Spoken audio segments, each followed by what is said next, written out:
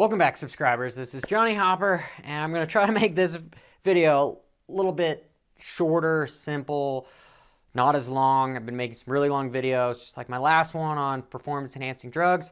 I've gotten a lot of feedback, per se, about that video. But this video is about Unadilla and just some of the thoughts that I took away from, the race in general. I've actually never been fortunate enough to race Unadilla. I've always wanted to, but I live somewhere around 30 hours from New York, so it just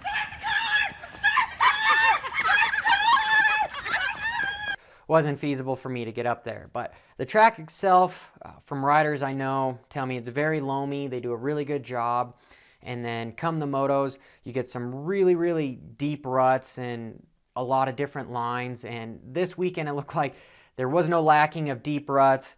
Not to mention, whenever a track gets dry and have really deep ruts, it gets really, really technical because you can't just get sideways and whiskey throttle through because these things will chip your front wheel or your back wheel and you'll end up going down. And especially with how fast Unadilla is a very fast track. So you're going to see riders on their toes so that their heels aren't pointed down so that they won't get caught off guard by one of these ruts and twist their knee, tear their ACL, get thrown off the bike, etc. Because that's never good. Obviously, the first rider I want to talk about is Roczen, because in qualifying, he was 4 seconds faster than the points leader Tomac. And it was cool to see Webb actually qualify second with, I believe it was around a 2:14, where Tomac was a 2:15 and Roczen was a 2:11. That is some serious speed, especially in the pro ranks. 3 seconds a lap is a big deal. You're basically in a different league than the other riders. And we definitely saw that in the motos because he would get 5th to 7th, maybe 8th place start. I'd have to look back at the footage and re-watch the race to be for certain. But in the first lap or two, he seemed to dice through everybody with fairly relative ease and get out front and just walk away with it. Get back into like an 80% pace. And I know on my channel I've talked about him having mono and not being able to push for long, because being on a motorcycle for 40 minutes, around 35-40 minutes, is a big deal. Not to mention if you're having some sort of a health issue. I do know there's some speculation out there that he's just not in as good a shape, or he's taken certain drugs because of all the surgeries he had on his arms, etc. But as far as this race goes, he was definitely in his league of his own. You fall. In my opinion, he was flowing. And if you're a rider out there, you know exactly what I mean. Flowing is you just won with the bike. You can do nothing wrong. It's just your day. And is this Roczen's full potential? Is this something that we're going to see in the last 2 rounds? Because he's got to make up, at this point, 41 points on Tomac to win the championship. Is it unlikely? Yes. Is it possible? Absolutely.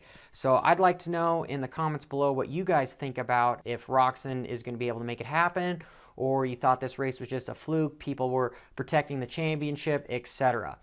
My opinion, I'd like to see him win the next 4 motos in a row. The next rider I'd like to talk about is Tomac. Did he implode?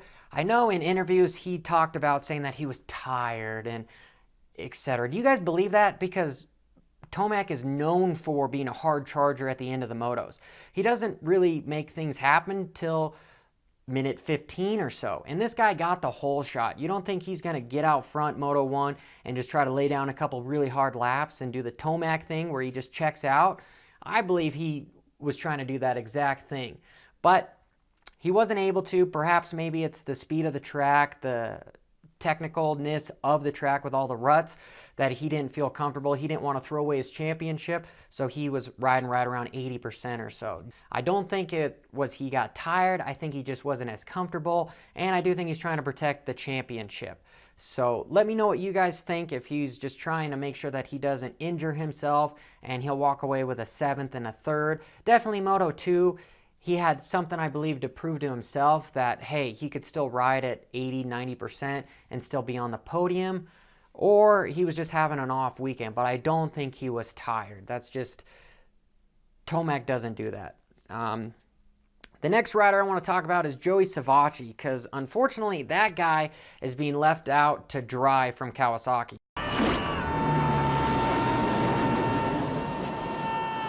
What happened? He got the boot. He's not being re-signed next year. I've been hearing some rumors that he's going to get on Suzuki. Who knows if that's a death sentence in its own with the Suzukis. For all you Suzuki riders out there, I don't care if I pissed you off because I don't personally like Suzukis. Anyway, the poor kid has done so much for Tomac and Kawasaki. Like, if you remember last October for the Monster Million, he could have not let him buy, not let him win $1 million, but he did, you know, to try to get on Kawasaki's good graces. And that's what I personally saw, is trying to get on Kawasaki's good graces. Let me know if you guys think so as well. But this is a top 5, top 10 rider in Supercross and motocross that is a rider that shouldn't not be on a ride. And I know they're making a big move with AC coming up. AC's got, on paper, more of a chance to win championships and be a contender in both Supercross and motocross. So from a corporate standpoint, it is the right move. I do wish that we had more money in the sport so that we could have riders like Sivaji on a top-tier team. And then the last rider I want to talk about is Justin Barcia. Justin Barcia actually blew me away with getting a third that first moto. I thought something was going on, and he shed a little bit of light on it, saying that he was having some wrist problems with some old injuries. And if you notice, Barcia always wears those wrist braces. You know, you don't see many riders wear those wrist braces. I think Roczen wears them too because of just his injuries. But Barcia said he is finally feeling strong, and unfortunately he couldn't follow up that good podium with the next moto. He ended up getting a 10th. I think it's personally got something to do with those factory Yamaha 450s. I just don't think they're up to par with the Kawasaki's, the Honda, the KTM's, and the Husky. I don't know what they're doing, but it doesn't seem like those bikes are up to par compared to the other manufacturers.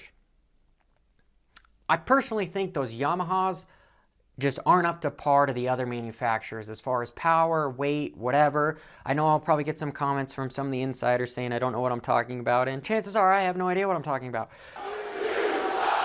You think this is a joke? You think this is funny?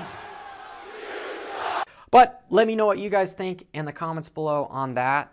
And I honestly might buy a Yamaha. I know in some of the shootouts I've seen, the Yamaha 2020 450s seem to be winning all of the shootouts. So I definitely want to ride one. I have ridden the 19s before, and I personally really like the power to them, the way they feel in corners, etc. The last thing I'm going to talk about is sad. An individual by the name of Jonathan Mayzak on press day ended up getting killed. He was crossing a highway at like 9 p.m. and he got hit by somebody under the influence. I believe it was a male that was 31 years old. Outside the Unadilla track that claimed the life of a motocross rider who was simply crossing Route 8 Friday night.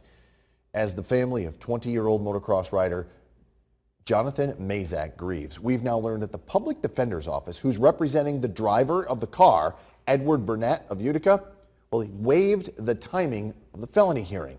They reserve the right, though, to have that hearing. We've learned also that the Chenango County District Attorney's Office is continuing their investigation, and they're waiting for lab results and other information in this case. Burnett is charged with 2 counts of DWAI with a child younger than 15 years old in the car and vehicular assault. He's being held on $1,000 cash bail in the Chenango County Jail. And this Jonathan kid was 20. He's been able to get inside the top 40 a couple times this year, and it's so sad to have as talented of a rider as that just get their opportunity taken from them, and not to mention their whole life. And I know he had a fiance. I'm going to look to see if they have a GoFundMe for his family, for his funeral, and I will put that on my channel so that we can all help out. If you guys have any more information, please private message me or leave a comment below. But I'd like to just take a moment in silence for Jonathan and his family.